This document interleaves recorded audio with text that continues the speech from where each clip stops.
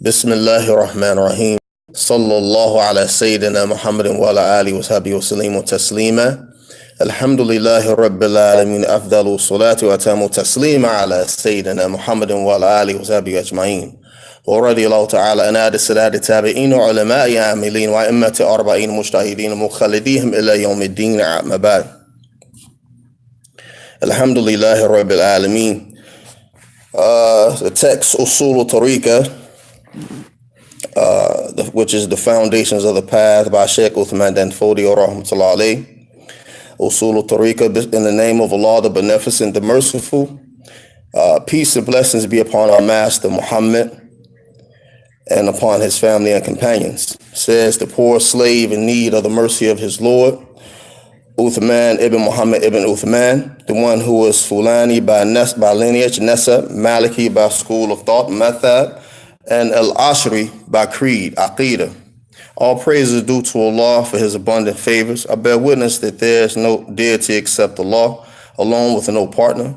And I bear witness that Muhammad is his servant and messenger, the possessor of beautiful and perfect qualities. Peace and blessings be of Allah be upon him and his family and companions, and upon those who help him and those who are sincere with Allah. The 5 foundations of the path. This first, for the purpose of it's first time anyone here is listening to the class or going over this class.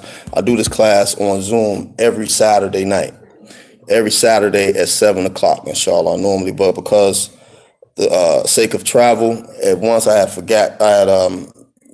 thought to just discontinue it till next week, but because this is more like an intensive, I decided to continue with my regular schedule on my Saturday class, with the exception of Sunday. Inshallah ta'ala, we get back to Philadelphia at a reasonable time, then I'll continue the class, my Sunday class, which is, my Saturday and Sunday class is basically on Ilm Ihsan, or the science of Tasawwuf, which is the science of Tasawwuf. Tasawwuf, when people hear Tasawwuf, they automatically think of goofy Sufi or Sufism. The difference between Sufism and Tasawwuf is that Tasawwuf is a complete science of the deen. It's ilm ihsan. The definition and the description of how the Prophet ﷺ explained ihsan in the Hadith of Jibril is that you worship Allah as though you see Him. That's general. If you know that, if you do not see Allah, know that Allah Ta'ala sees you. That's general. That's just the explanation. What that description actually means is that you have total consciousness that Allah Ta'ala sees you. That you have taqwa. You build taqwa. You build tawakkul.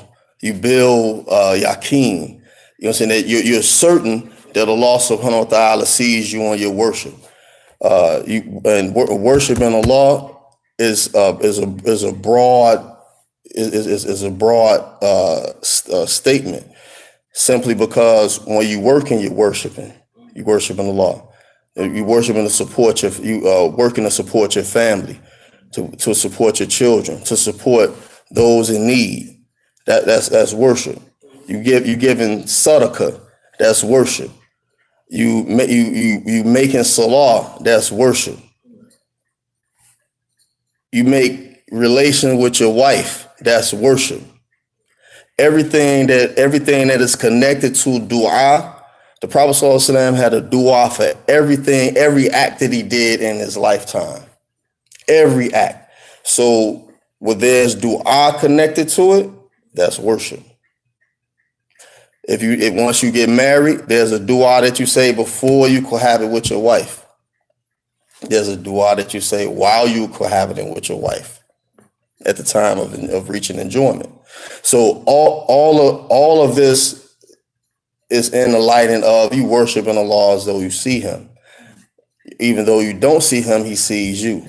The general description of tasawwuf, ilm ihsan, is actually the character of the Prophet sallallahu alaihi wasallam, fashioning your character after his character. The Prophet sallallahu alaihi wasallam was al-alameen, they called him alameen, the trustworthy, the truthful, long before he received nubuwah.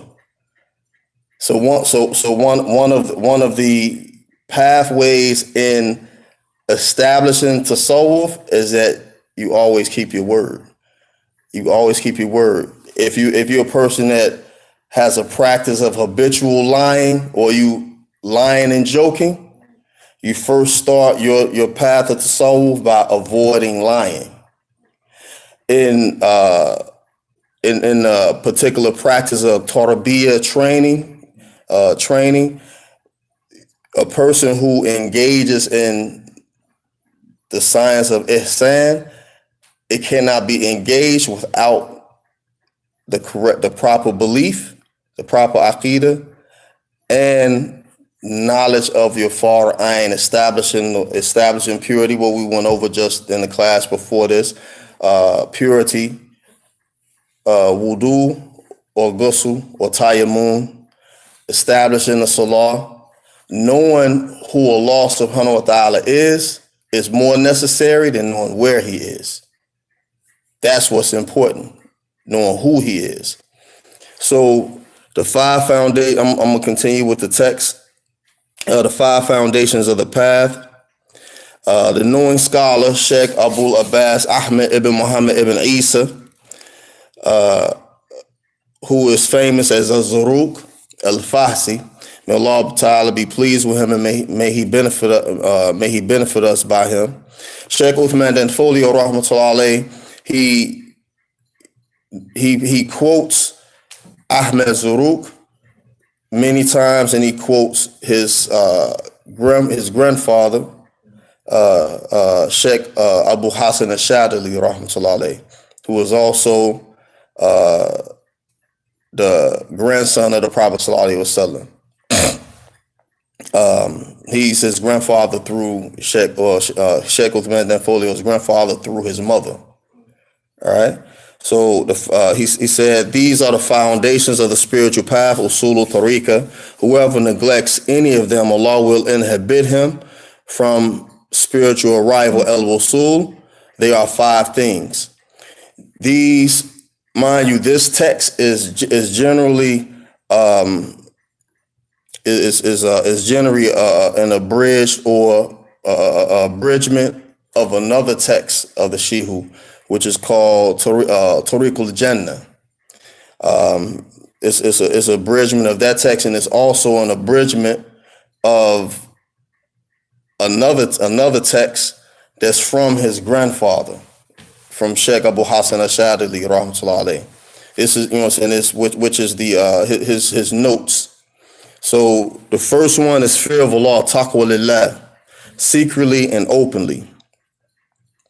Like the hadith of the Prophet sallallahu alaihi wasallam, where the Prophet sallallahu alaihi wasallam, he says, taqwa Allah wa haytu ma kunt, fear Allah wherever you are. Being mindful of Allah subhanahu wa ta'ala is that wherever you are, Allah ta'ala sees you. He sees you. So fear Allah openly, secretly and openly.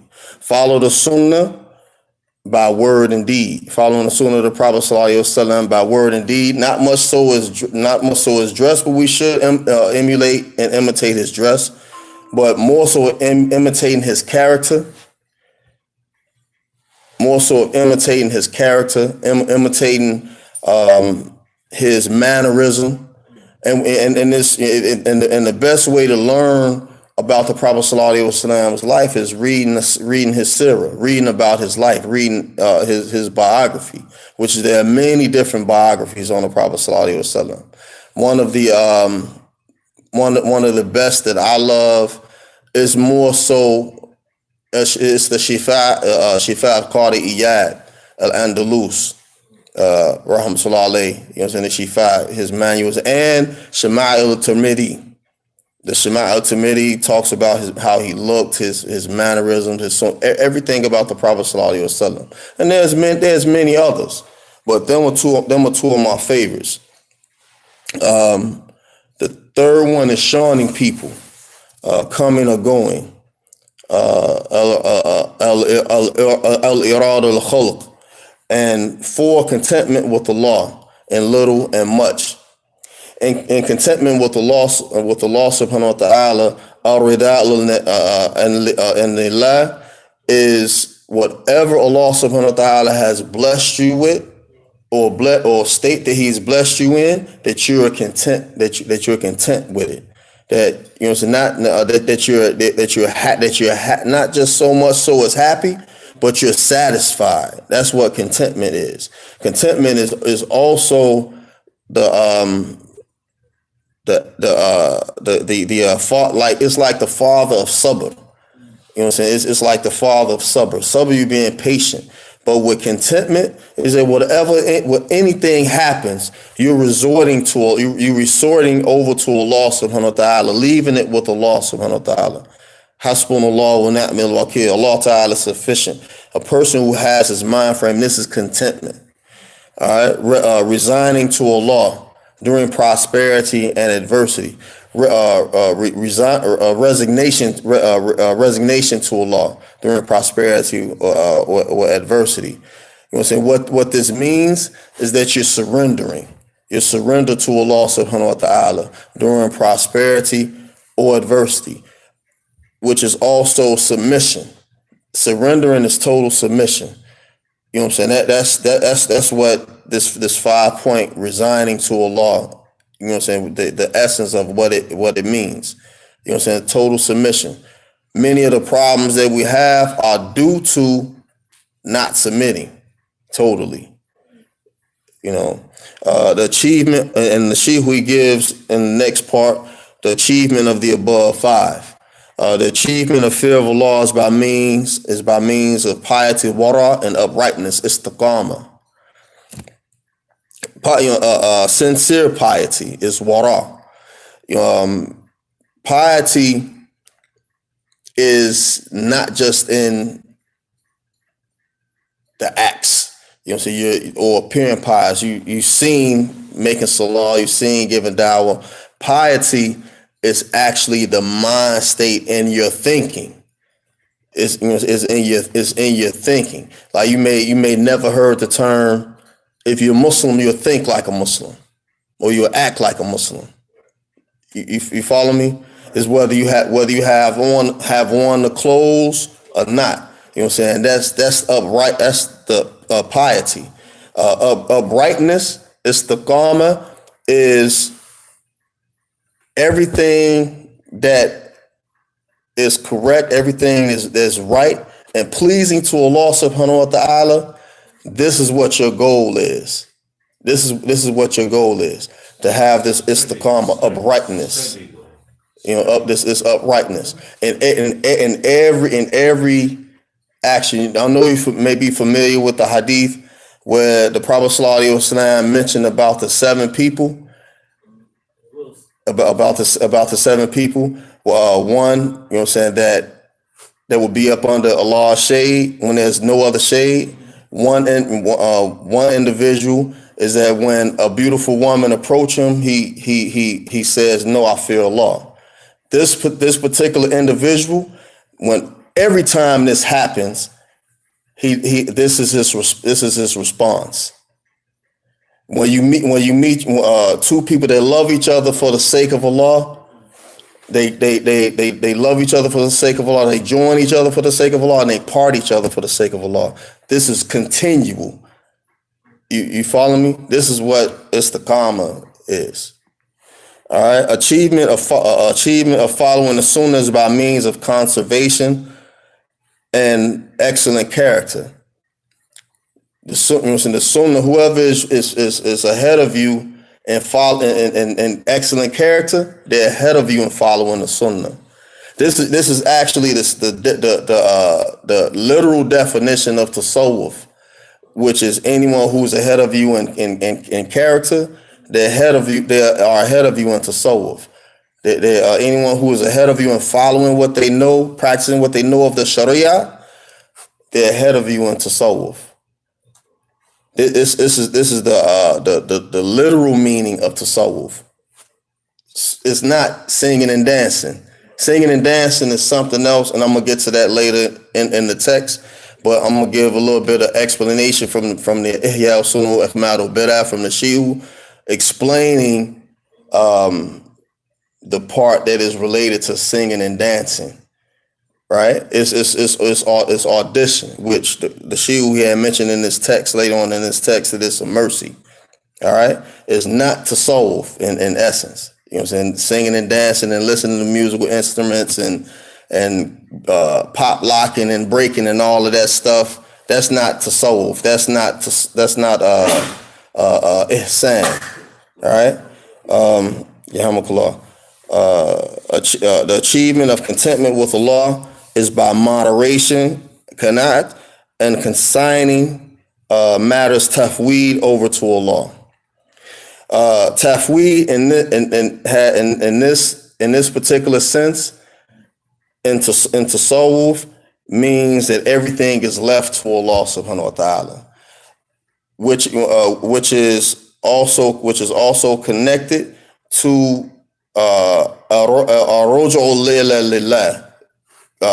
resignation to Allah subhanahu wa ta'ala. You know, so you leave it. The achievement of resigning to Allah is by being in a state of praise, alhamd, and thankfulness, shukr, during prosperity, and taking recourse to Allah ta'ala during adversity. The tafweed is mentioned in Aqidah, in the science of Aqidah, in Creed, is in relation to ayats that are mutashabihah, all right? That are mutashabihah, that have multiple meanings, right? And the meaning is left to Allah subhanahu wa ta'ala. Full stop, right? Full stop. And I'm not gonna get into any of the ayats because this is not a class on Aqidah. This is a class on tasawwuf, on Usul Tariqah. Being in the praise of Ham and thankfulness, shukr, Allah subhanahu wa ta'ala, he always gives the individual increase because he's the merciful. This is his promise. He's the merciful benefactor. You know what I'm saying? He keeps his promise. So if you're grateful and being grateful and giving praise to Allah subhanahu wa ta'ala is in every situation, whether the outcome is pleasing to you or the outcome is not pleasing to you. You're still grateful. You're still thankful. Why? You don't have to give any reason other than Allah subhanahu wa ta'ala deserves this praise and thanks. The 5 roots of the above 5. The roots of the above 5 are also 5. High spiritual resolution. Himma. Mind you, the Shi'u, he put these and put this in this category in this text to get, you know what I'm saying, to give a particular blueprint of a person's development. That's why I go over this text every Saturday. I'm generally supposed to go over it twice a day or once a day, but I do it once a week for the sake of as a group for everyone to get the barakah. You know what I'm saying? For myself, I can go over it twice a day or once a day myself individually, but I do it once a week so that I can be in line with everyone else who participate in the class. High spiritual resolution, himma, is a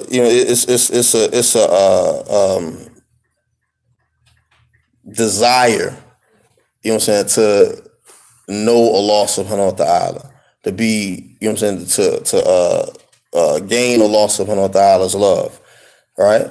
Through your actions, through the nawafil, through the what is extra.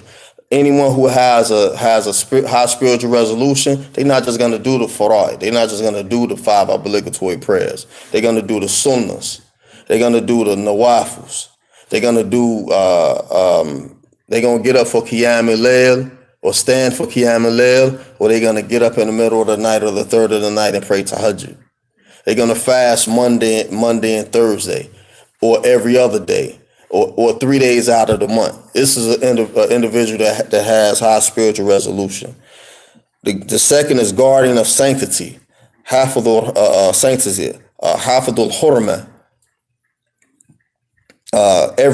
Guardian of sanctity is related to everything that is the Salah is sacred. The Book of Allah is sacred. The Sunnah of the Prophet Sallallahu Alaihi Wasallam is sacred. You know what I'm saying? This is guarding sanctity. The third is the perfection of service to Allah, husnul khidmah.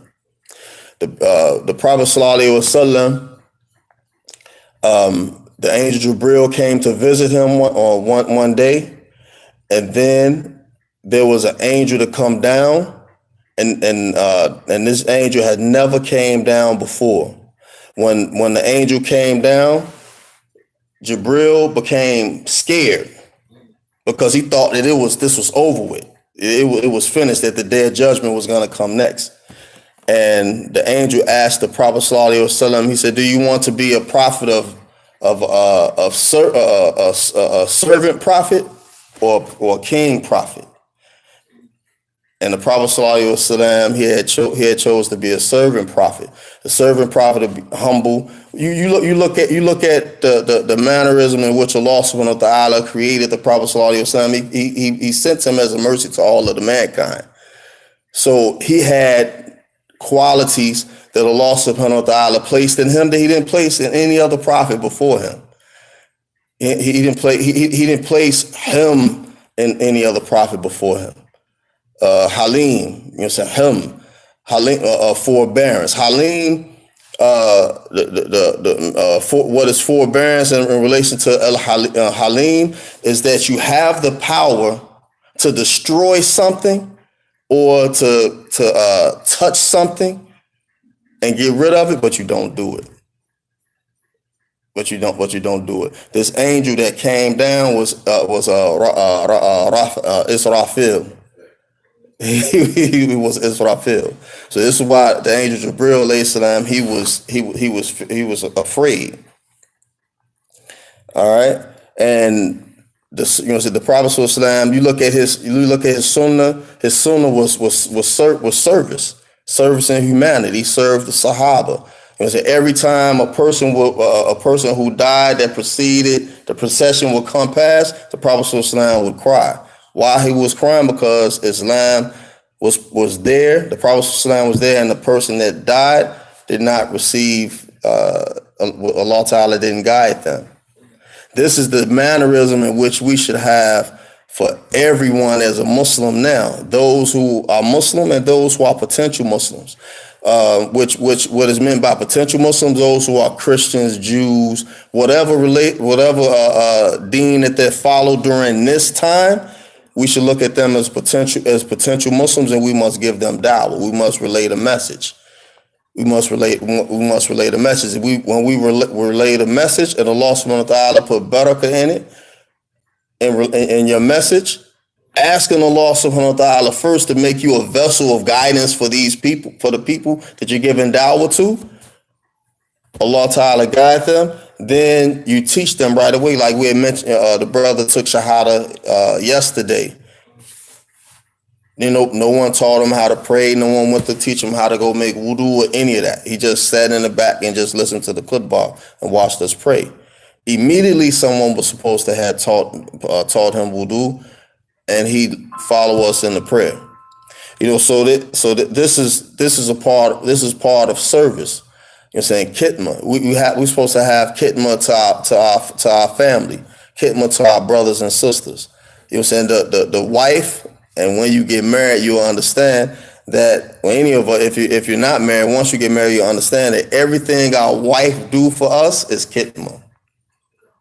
Because she's not obligated to do anything else but to come to our bed. Everything she does for us, cook, clean, take care of our children, wash our clothes, put up with our bad behavior, all of that is khidmah. Allah Ta'ala reward her for that.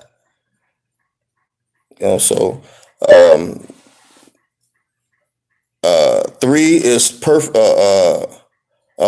is the premonition of firm intentions, and 5, the glorification of blessings. As a result, whoever raises a spiritual resolution has raised a spiritual rank, and whoever perfects his service to Allah has made his nobility indispensable, karamat. Whoever implements his firm intentions, make his guidance persist, and whoever glorifies blessings is grateful, and whoever is grateful merits increase in blessings because of the truthful promise of the benefactor, which I mentioned earlier. Allah subhanahu wa ta'ala is the benefactor. The glorification of blessings in point 5 of the 5 roots of the above 5 is that you be mindful of what Allah Ta'ala blessed you with and what he didn't bless you with. Because some things that he don't bless you with that you may want may be the very thing that destroy you with your relationship with Allah Subhanahu wa Ta'ala, so he don't bless you with it. For whatever reason of his wisdom, you still glorify that blessing. That's, you know what I'm saying? Everything is consistent, continuous. The 5 roots of behavior. The roots of behavior, usulu mu'amalat, are 5.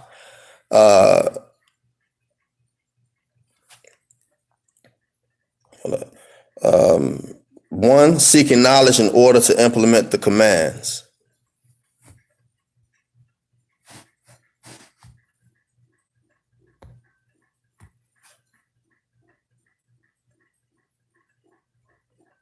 Seeking knowledge in order to implement the commands.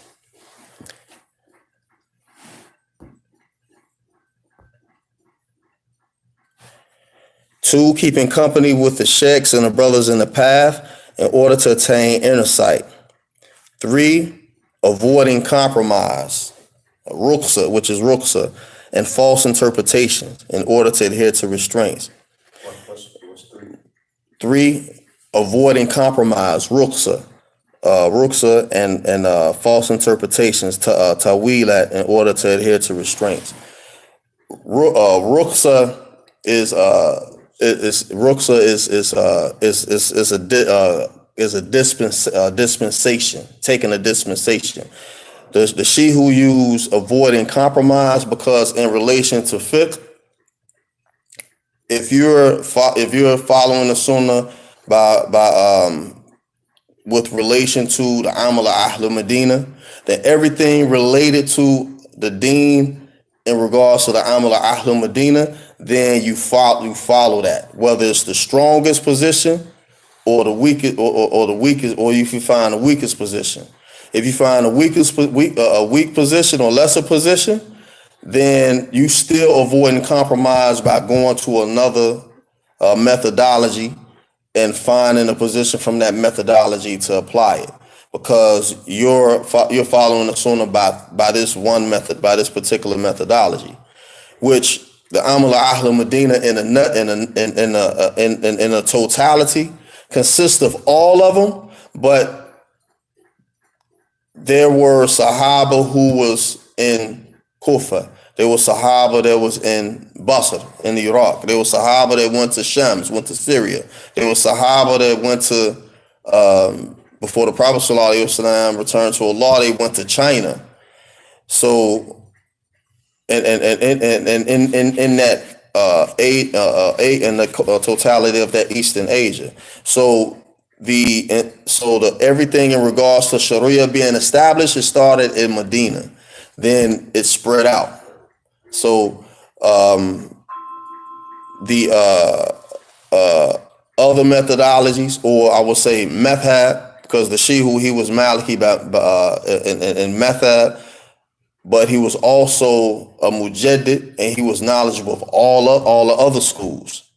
You follow me? So in relation to avoiding compromise and false interpretation, it's related to not have to being sticking to this particular way without following your nafs, without following your desires. So did Maliki, he studied the other laws of life too?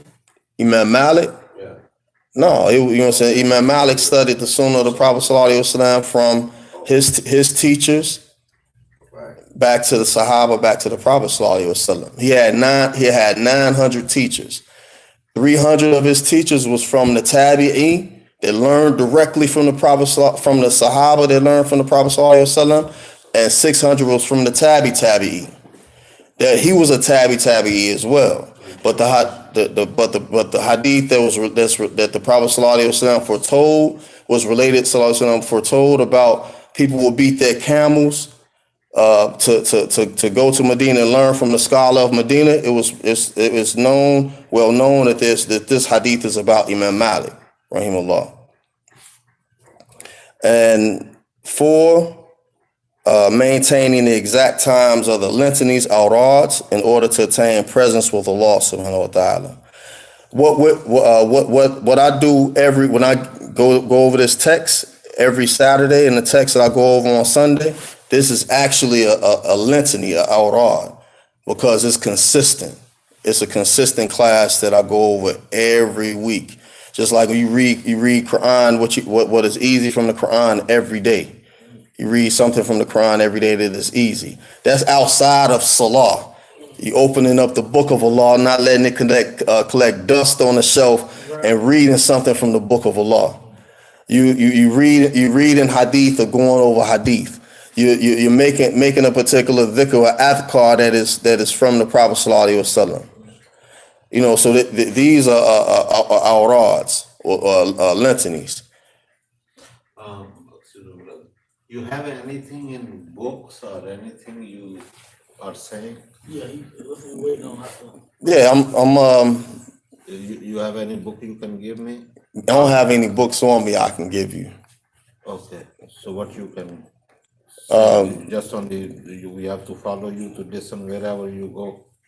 No, so you could there's many books on the subject of tasawwuf. Uh-huh. But in this particular book that I'm going over is just a blueprint. Instructions. That you go over and you just follow the instructions that's in this book. But you have I'm sorry to interrupt. But you have Futhul Guide from Sheikh Abdul Qadir Jilani, rahmatullah alayhi. You have like this Usul Tariqah, which I have this on PDF, in PDF form as well. You have many different books on tasawwuf. You have the destruction of confusion. Can you give me one so I can look for that? All right. Well, take you can go on your search engine on your phone and type in SII. Hold on. ASI. SII. ASI.org. ASI. It's so long, man. You gotta be ready though. Oh, you take your shahada and then you get ready. You get ready. You don't wait till you're ready, because you can die in the next second. You could drop dead right now. And Never delay your shahada. you don't delay your shahada. Yeah. And these on this site are the works of Sheikh Uthman Danfolio and Sheikh Abdullahi Danfolio and Muhammad Bello Danfolio. Look at Damien. You are in Philadelphia. Yeah, I'm in Did Philadelphia. you go to the city line Bahauddin No, Mosque? Did you ever went there? no, Go there, check it out. inshallah. Yeah, that was a sub of brother came in long time ago. Really very nice place. All right, so Okay, this one is yes, and you can go into A lot of people become Muslim, but they're afraid to become Muslim. I'm trying to tell my They think cousin. you go down to give a list of his books. Like these are links to his books, like this one right he's here, from where? from northern Nigeria. These are a list of the books from Oh, okay. in PDF format. Jazakallah khair. Well, yeah. Assalamu alaikum wa rahmatullahi. See you next time, man. All right, and five, being suspicious of the nafs in order to abandon corrupt passions and to be safe from errors. The Zoom is getting ready to end, so after it ends, just log back into the same number.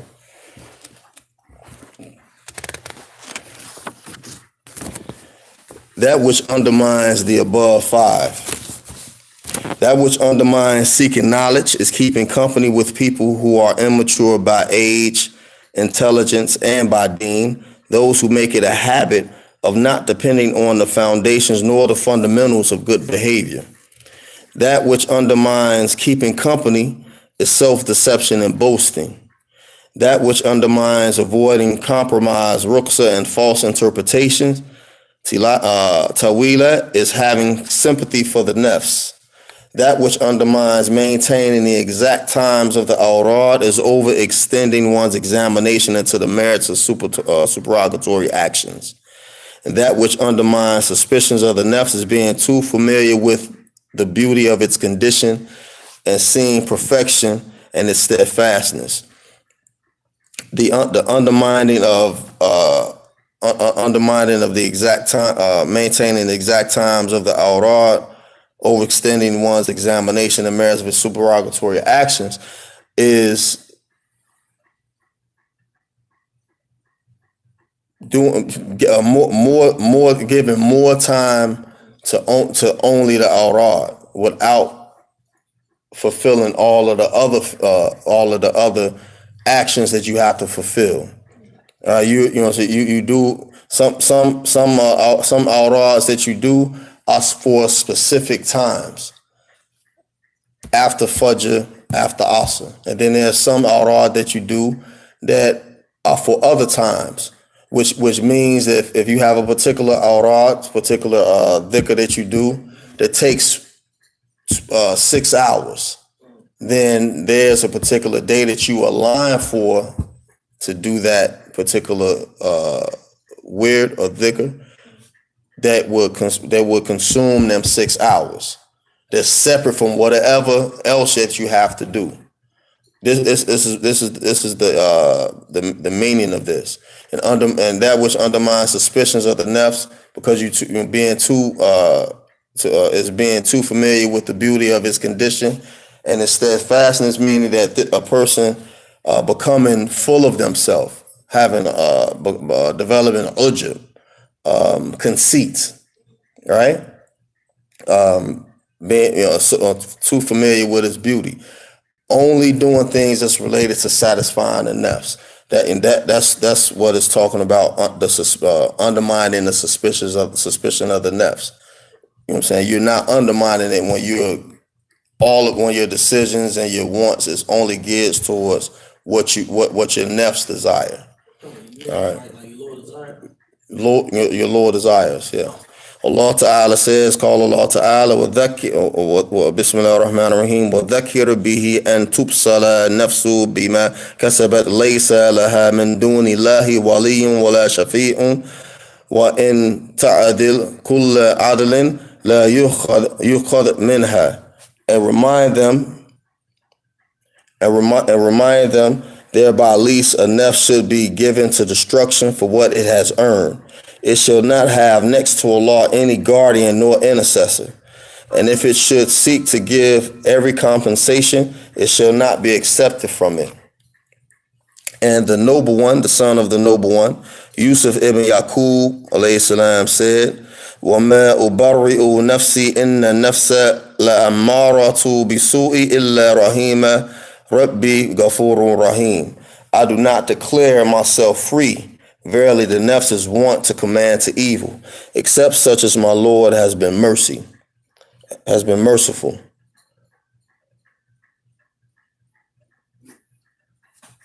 The 5 roots of curing the illness of the nafs.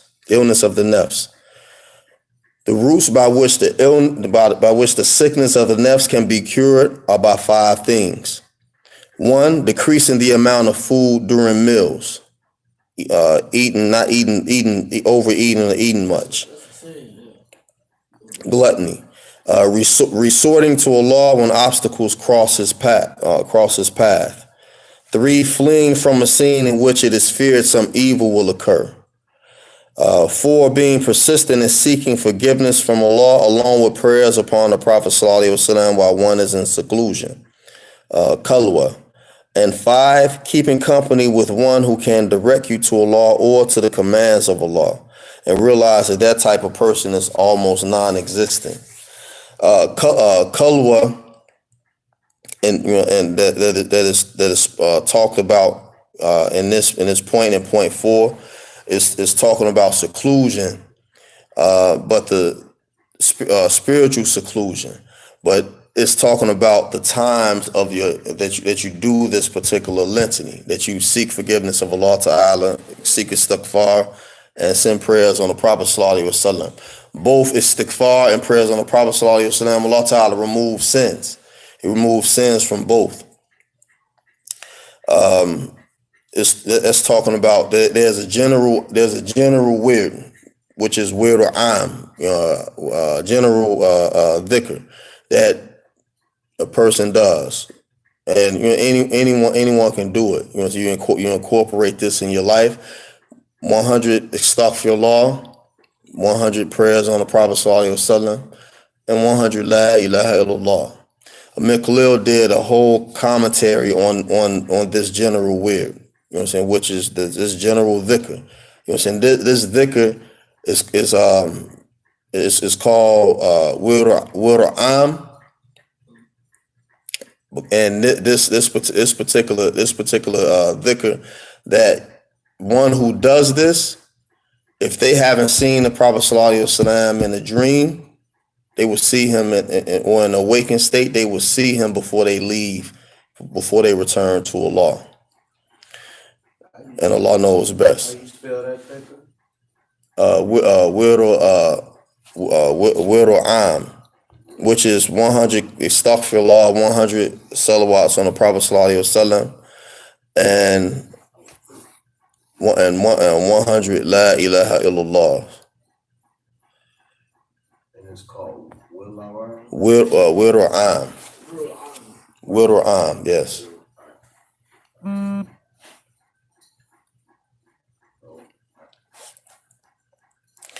The roots of misfortune and loss. The roots of misfortune and loss. Abu Hassan al-Shadili, rahmatullah alayh, may Allah be pleased with him, said, my beloved once gave me counsel. He said, do not move your feet except where you hope for the reward of Allah. Do not sit except in a place where you are completely secure from the disobedience of Allah. Do not keep company with one who can do not keep company except with one who can assist you in the obedience of Allah, and realize that they are few. He also said, may Allah be pleased with him, whoever directs you towards this world has deceived you. Whoever directs you towards work has burdened you, and whoever directs you to Allah has given you sound advice. He also said, make fearful awareness, which is taqwa, your country, and then the praise of people will not harm you. This is as long as you do not become satisfied with your errors, persist in sins, or as long as your fear of Allah does not cease when you are alone. I say that the above 3 are the foundations of misfortune and loss. The 5 afflictions of the fuqara. The fuqara, in reference to the fuqara, what Ahmed Zarruq is explaining in this next portion of Usul Tariqah. The fuqara is someone that has nothing. But in the signs of tasawwuf, the fuqara is the one who doesn't have anything but Allah. He only has Allah. You know what I'm saying? He has the shirt, but the literal linguistic meaning of fuqara is someone that only has that's destitute. They only have the shirt on their back. They don't have a house to live in. They don't know where they're getting their food from. They don't know where they're getting their clothes from. They're destitute. The person who is miskeen, a miskeen person is poor. It means they have only what is sufficient to solidify their needs, but they're poor. They don't have anything extra. They don't have any extravagance. You know what I'm saying? And in our time, the miskeen is not measured on a scale of someone who does not have a car, does not have a cell phone. The miskeen in our time is someone who cannot keep up with all of the things that is related to their living. I mean, they can't have food for themselves and their family. They can't maintain paying the bills on time. They can't maintain paying the rent on time. You know what I'm saying? This person is miskeen. You follow me? In our time. But a person in our time that is fuqara, in a literal sense, is someone who is homeless, don't have any resources, only have the shirt on their back. They're begging, or they don't know where their food is coming from. You know what I'm saying? This person is destitute, dirt poor, right? You know what I'm saying? And that's an explanation. But in tasawwuf, the person who is fuqara is the person who only has Allah subhanahu wa ta'ala. Even if they have riches, their mind frame is that they only have Allah. This is just something that's going to go out of existence. It has an ending. Allah Ta'ala never has an ending. So the further Ahmed Zarruq says, I have noticed that the fuqara of these times are afflicted by 5 things. 1, preference of ignorance over knowledge. 2, being deluded by everybody and his brother. 3, talking nonsense concerning matters. 4, being proud and boastful concerning the spiritual path. And 5, hastening spiritual openings without first establishing its prerequisites. Allah subhanahu wa ta'ala gives spiritual openings to who he wills. Spiritual openings only come by work. You're doing your awrah, you're doing dhikr, you're reading Quran, you establish the salah, you're establishing the salah on time or in its time. You're being kind to people. You're following the sunnah of the Prophet sallallahu alaihi wasallam in your deeds. And in your word, you know what I mean. When you talking to people, you giving da'wah, you calling people to Allah subhanahu wa ta'ala, not to yourself. You calling people to the Prophet sallallahu alaihi wasallam, and not to any sheikh or any imam, right? You know what I'm saying. This is the methods or ways on how you obtain Allah Ta'ala give you spiritual openings.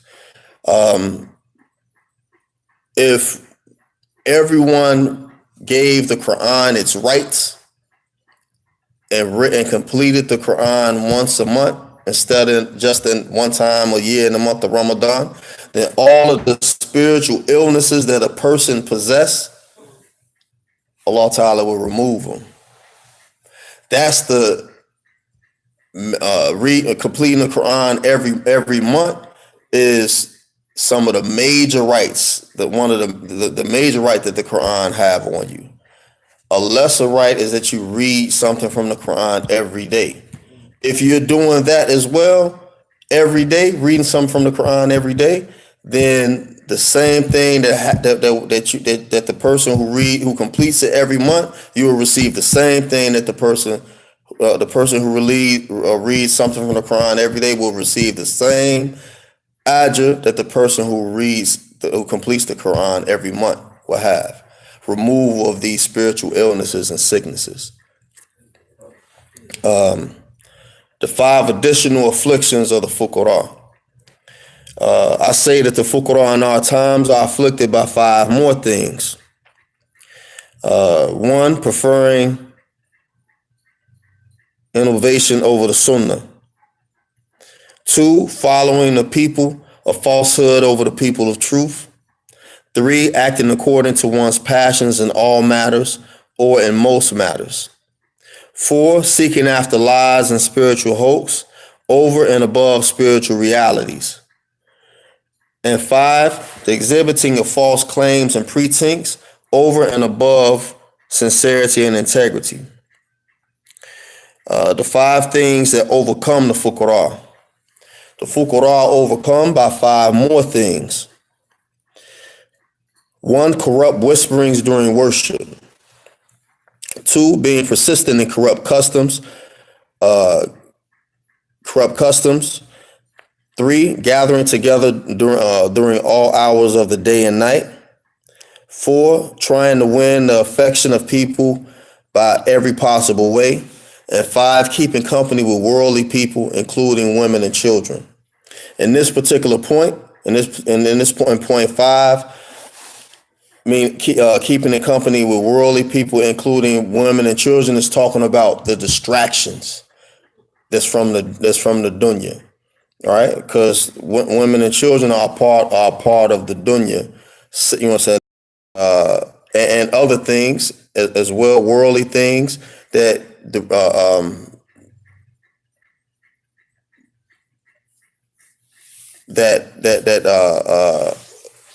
negate, you know what I'm saying, you know what I'm saying, make you lose focus on Allah subhanahu wa ta'ala. Interrupt you, you know what I'm saying, from Allah subhanahu wa ta'ala. They also have become deceived. They also have become deceived by some of what has happened amongst the people of the path and by the citations from some of their teachings. However, if they were to have spiritual realization, they will know that being persistent in corrupt customs is only a license for those weak in the religion. For one should only be persistent in such customs as much as necessary without addition, and realize that the advantage of spiritual realization is a cure, and the one should discharge his rights of servitude to Allah and not persist in these customs if they take him far from Allah. Which, you know what I'm saying, which is talking about persisting in wrongdoing. Addition, addition is talking about too much of it, not focusing on Allah subhanahu wa ta'ala. Can you you know what I'm saying, being excessive and committing sin, being excessive in wrongdoing. You know what I'm saying? This is corrupt customs, and one should discharge his rights of servitude over to Allah and not persist in such customs because they take you far from Allah, and realize that audition, as sama, is a mercy to the one who has incurred Allah's anger. The she who had addressed auditions and explain auditions in Ihya Sunnah wa Ihmadul Bid'ah. All right, incurring Allah's anger, or to the one who has attained spiritual perfection. For auditions means being settled upon the carpet of the real. That is based on the condition that he is from among his people, his stations, and his acts according to the courtesies to the adab. In relation to auditions, what is explained from the Shihu Rahimullah, he had quoted Ahmed Zarruq and saying it is permissible to seek after the obstacles by means of permissible things to remove what is venal customs of something reprehensible. Ahmed Zarruq says in his 17th chapter of the commentary of the Hikam, people are of 3 types. The first type is a man whom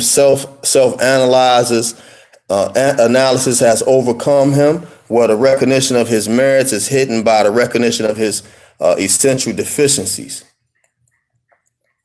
This is in view of the fact that all true perfection belongs to the Lord of truth, subhanahu wa ta'ala.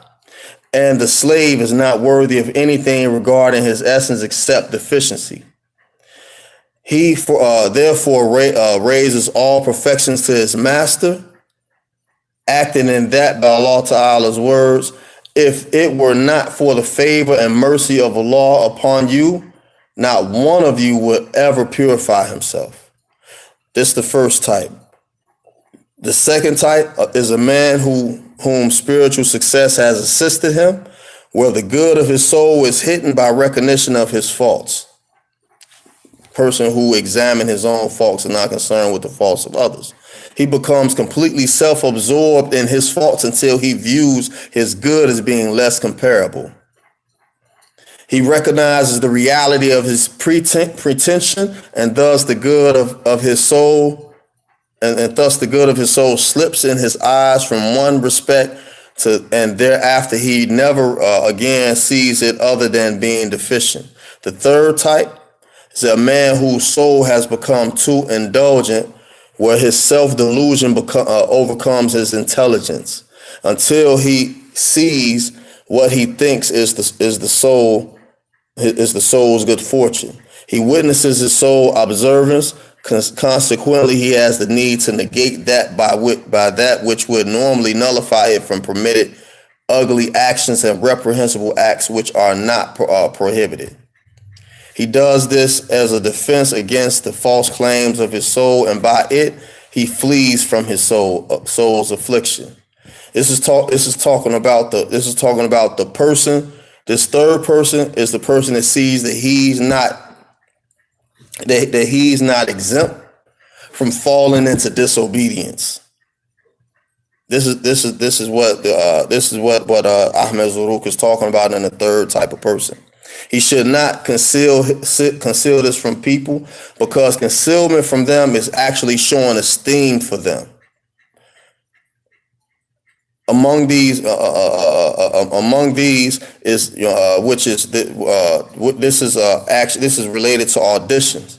Auditions is listening, which is an innovation, is listening to the prohibited musical instruments. According to the majority of the scholars, as forbidden innovation as well known. Sheikh Izzuddin says in his Qawaid al-Ahkam, the people of Tasawwuf are divided into ranks regarding audition. It's, the auditions is 5 ranks. Sama. This is where the Shi'u says is the mercy for one who has incurred Allah's anger. The first one is the one whose nastis ma'rifah, his knowledge of Allah Ta'ala, and it states ahwaliha are produced by listening to the Quran. He gives the auditions first of what is permissible. Listening to the Quran. These are the best of the people of audition. The person who listens to Quran, or also reading something from the Quran. All right. The second rank are those whom nastas and spiritual states are procured by means of preaching. Those who go out and give tabligh, give dawah, give dawah. All right, and reminders. Tadqir. This is the second level of audition. Meaning that when you're going out and give dawah, the first rank and the second rank, they coincide with each other, because going out to call people to Allah subhanahu wa ta'ala, this is only a quality that Allah ta'ala give to an individual. Yet He has granted tawfiq to them for them to do. You're not successful in it unless you have the help of Allah subhanahu wa ta'ala. You're giving dawah, calling people to Allah. This is the second level of audition. The third rank of audition are those whom nasas in spiritual state are procured by listening to animated songs or hymns, nasheed. not she's. You know what I'm saying? Which is actually same level is poetry or glorification of Allah subhanahu wa ta'ala, subhanallah, alhamdulillah. You know what I'm saying? This type of dhikr, or praising the Prophet sallallahu alaihi wasallam.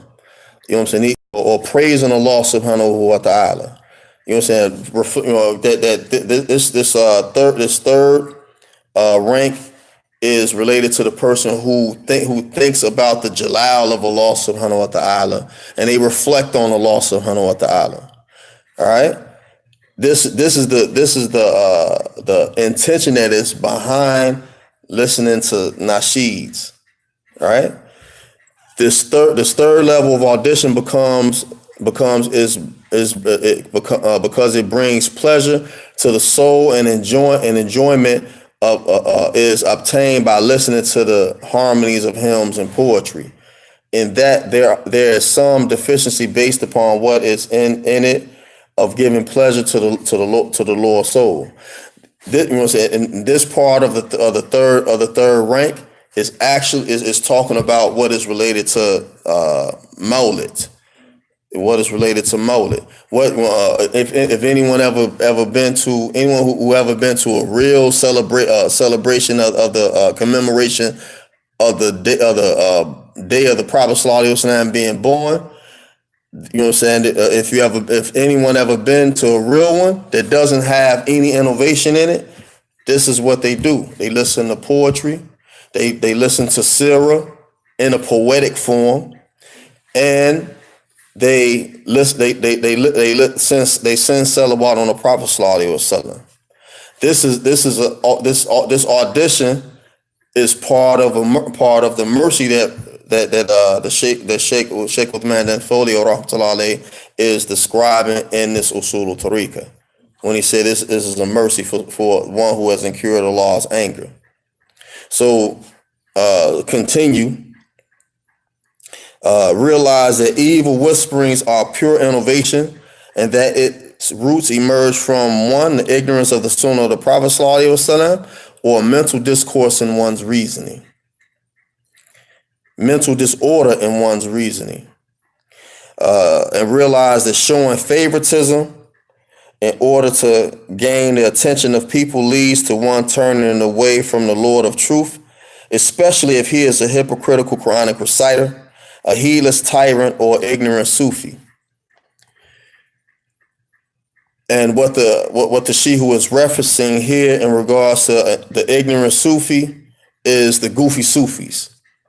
You know what I'm saying? The goofy Sufis, those that singing and dancing and twirling and all of this stuff, not learning the Sharia and the Sunnah and following it to the best of their ability. You know what I'm saying? Not staying away from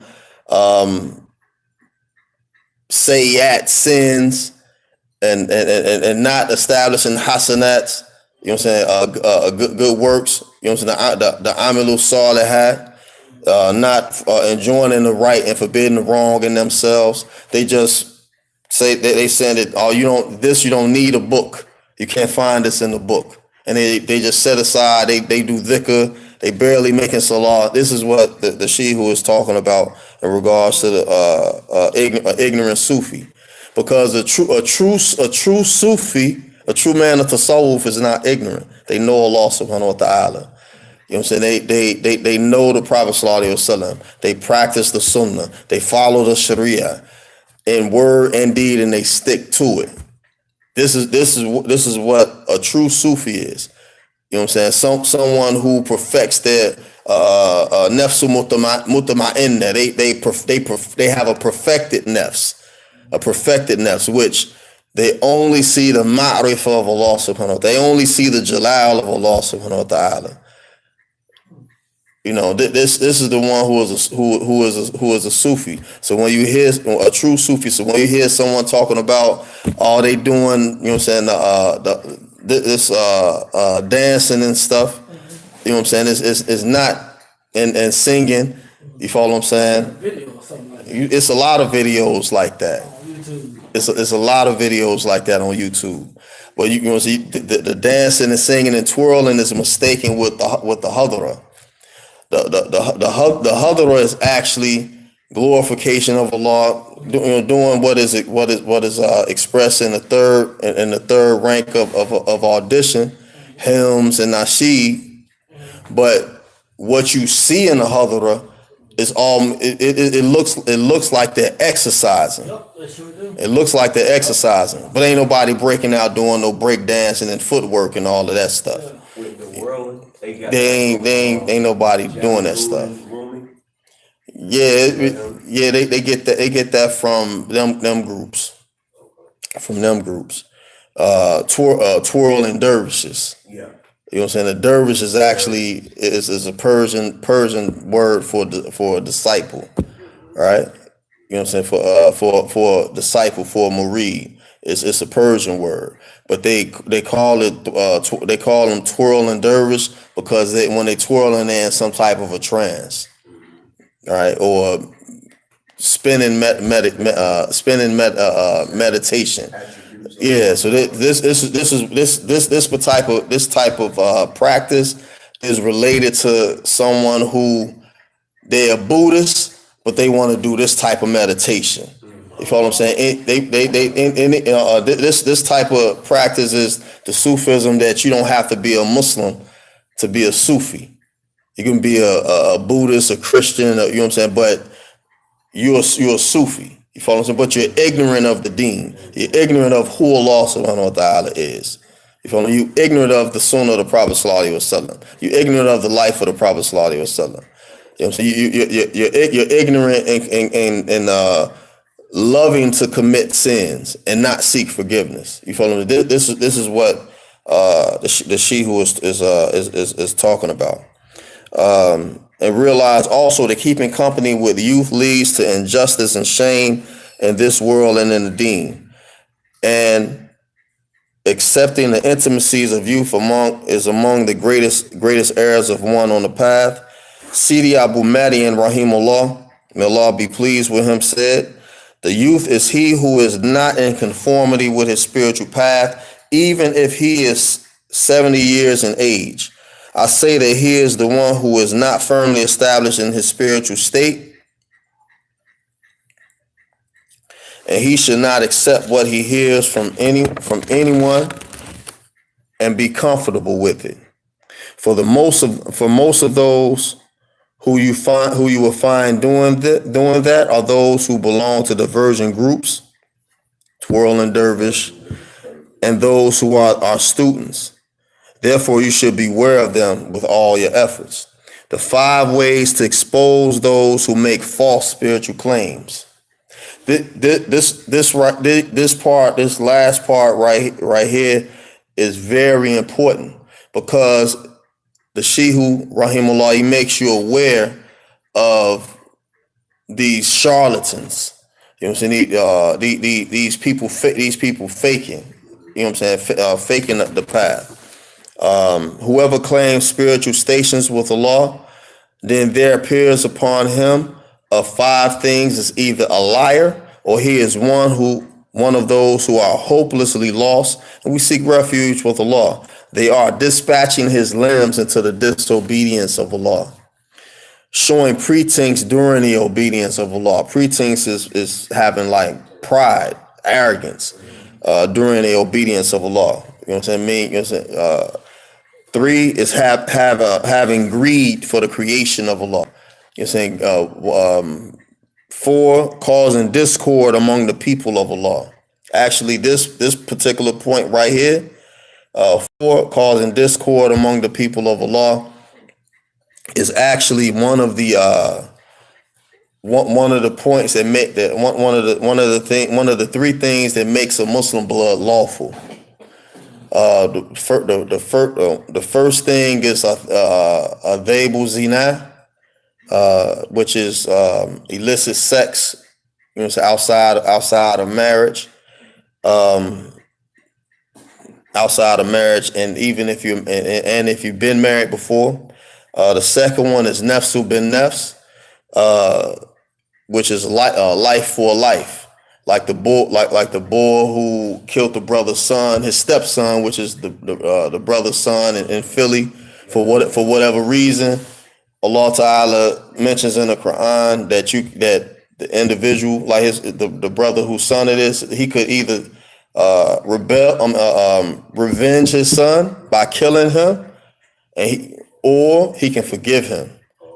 You know what I'm saying? And in this case, in our case now, we only have two options: either avenge the death of our loved one, or we forgive them, because the person who's at fault, the Muslim who killed the Muslim, he can't give the blood money.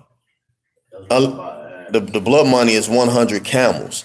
You know what I'm saying? The blood money was set. The blood money was set with the Prophet Sallallahu Alaihi Wasallam's father Abdullah. He was supposed to have been sacrificed. That's why that's when the Prophet Sallallahu Alaihi Wasallam, he said that I'm the son of the two who was to be sacrificed, Ismail alayhi salam and his father Abdullah. You know, so and that was related to his grandfather making an oath with Allah subhanahu wa ta'ala about having a son, that he would sacrifice his next son.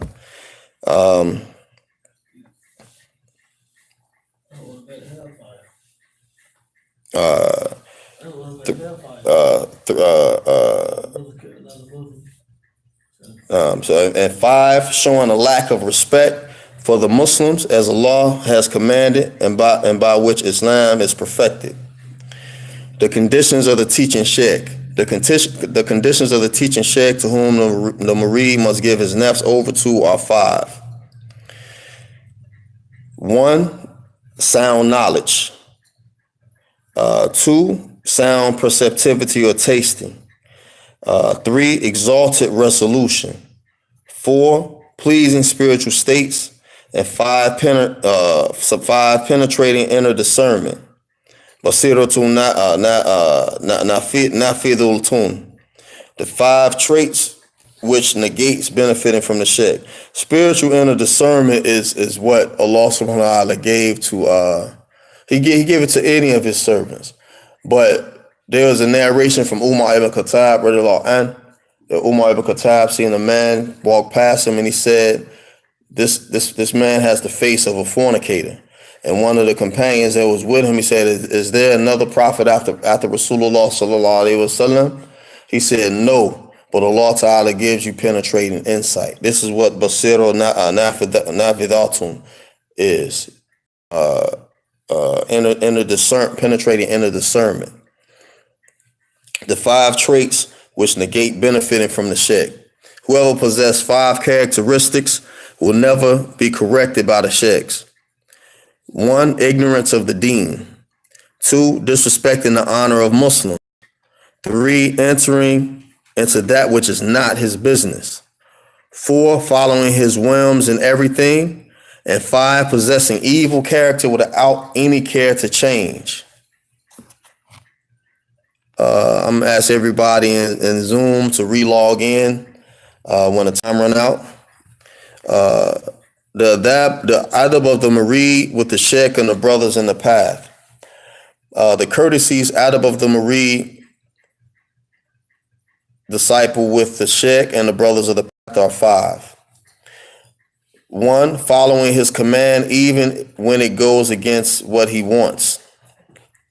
2, avoiding what he forbids, even when it brings about his own physical destruction.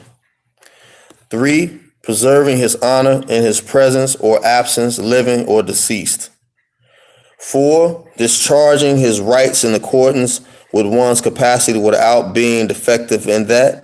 And 5, setting aside one's intellect, knowledge, and authority except where these are in conformity with his sheikh.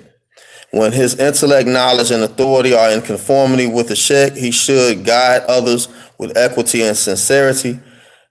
In this same way, he should behave with the brothers of the path if there is no teaching sheikh. Or if he finds him deficient from the above 5 conditions of the teaching sheikh, he should rely upon that which is complete in the sheikh and then behave with the brothers in the remainder. This particular point, the 5th point,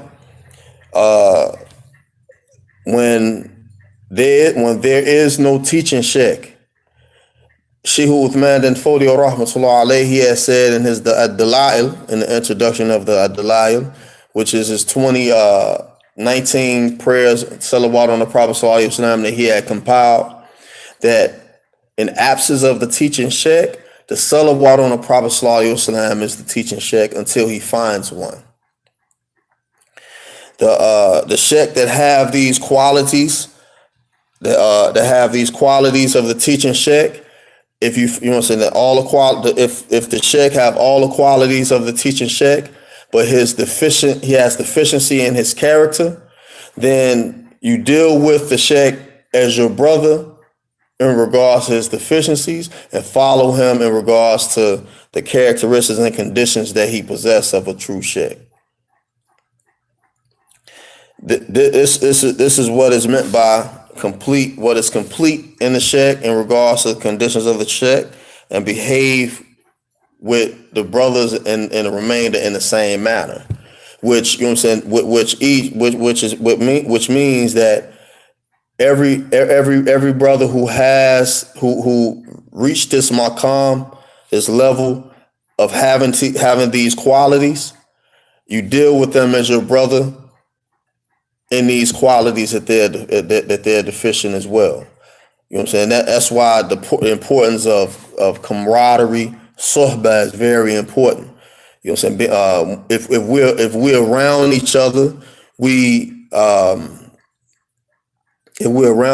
we save and help each other from committing sins, from committing wrongdoings.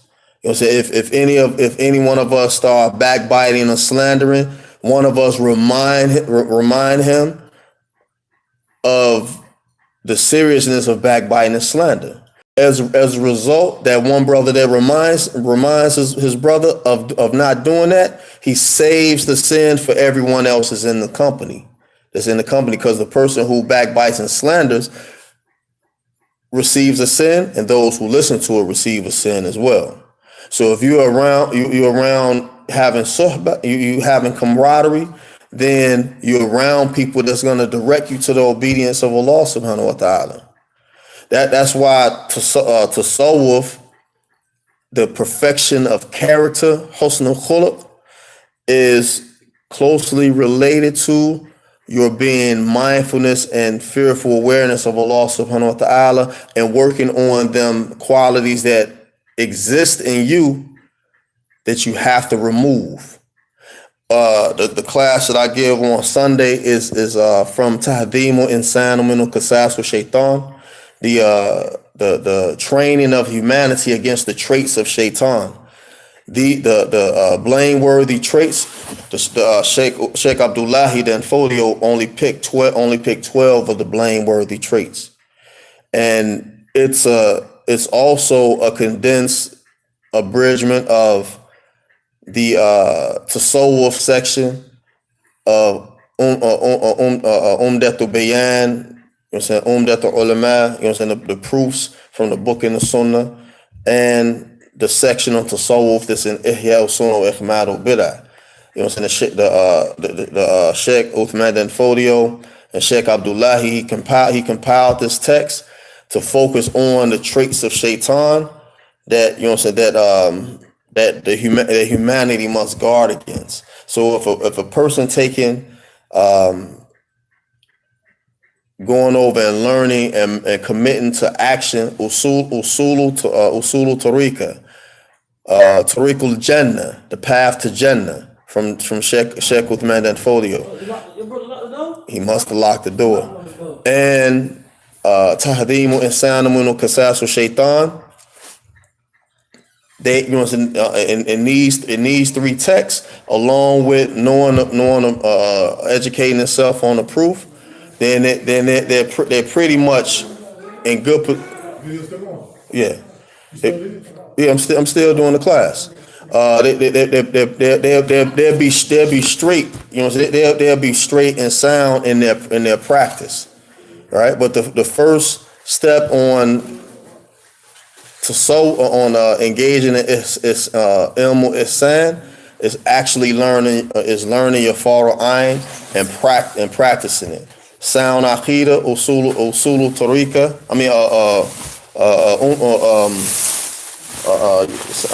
sound Akida,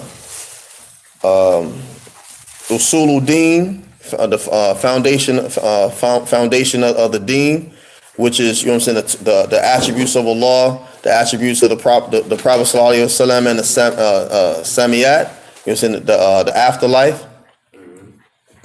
You know what I'm saying? Then ilmu fiqh, your salah, zakah, siyam, Ramadan, hajj, and engage in the ilmu ihsan. All of these three sciences together are the foundation of the deen, period. All right? And you implement this in your life. So to conclude the text, the benefits of this work, it is necessary for you, O seeker, to study this work twice every day, or at least once. If it is not possible, then once a week until its meaning become imprinted in the nafs. You should act in accordance with the judgments of this book because it contains instructions which will suffice you from reading any other book on this subject.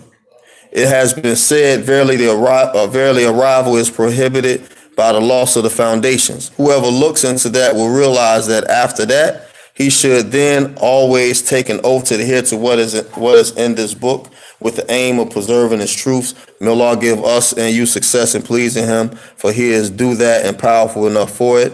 He is enough for us and the best of guardians. There is no power nor might except with Allah, the exalted, the mighty. All praise are due to Allah, Lord of the worlds. Peace and blessings of Allah be upon the message of Allah, sallallahu alayhi wa sallam. Subhanaka Allahumma wa bihamdika ashhadu an la ilaha illa anta astaghfiruka wa atubu ilayk. Subhana rabbika rabbil izzati amma yasifun wa salamun ala al-mursalin. Walhamdulillahi rabbil alamin bi rahmatika wa